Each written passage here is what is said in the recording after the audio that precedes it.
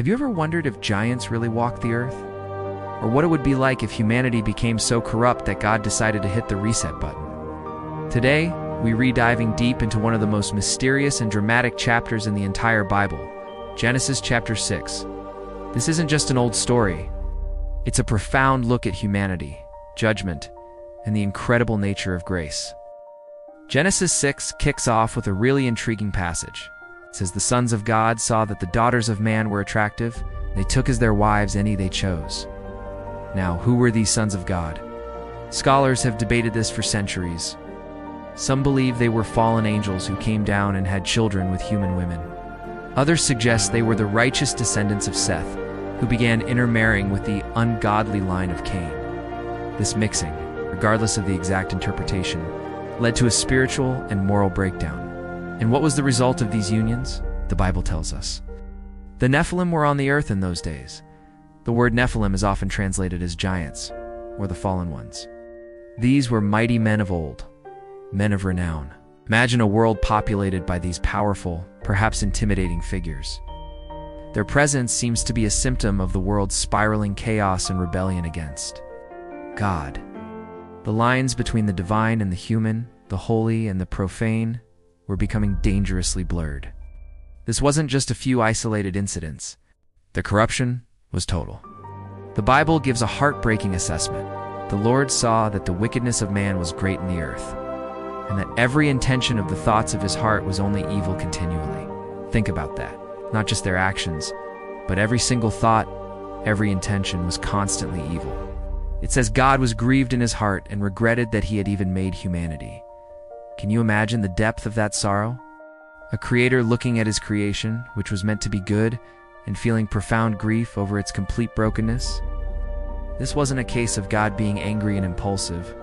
This was the sorrowful, just response to a world that had completely rejected its creator and filled the earth with violence and corruption.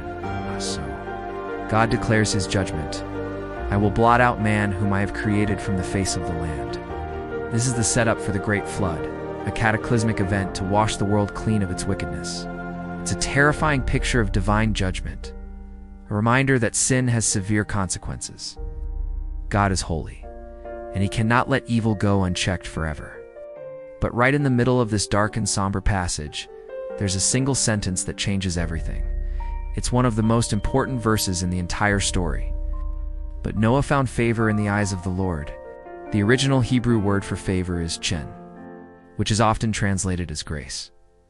In a world where everyone else was consumed by evil, Noah was different.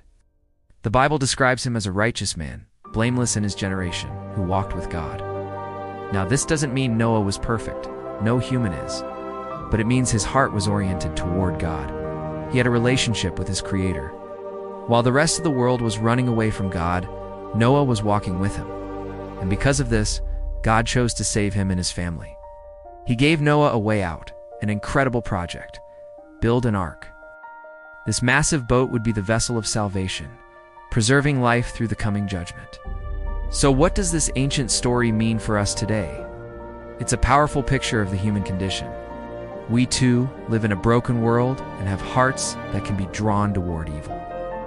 But just like in Noah's day, God has provided a way of salvation. It's not a wooden ark, but a person, Jesus Christ. The story of Noah is a beautiful foreshadowing of the gospel. While the world faced judgment, God provided a refuge for those who would trust in him. Noah found grace, and through faith, he was saved. In the same way, we find grace through faith in Jesus, our ark of safety from the ultimate judgment of sin. Genesis 6 is more than just a story about giants and a big flood. It's a story about the seriousness of sin, the reality of God's judgment, and the incredible, life-saving power of his grace. It reminds us that even when the world seems to be at its darkest, there is always hope for those who walk with God. Thanks so much for watching. If this story resonated with you, hit that like button and subscribe for more deep dives into the scriptures. Let me know your thoughts on the sons of God and the Nephilim in the comments below. See you next time.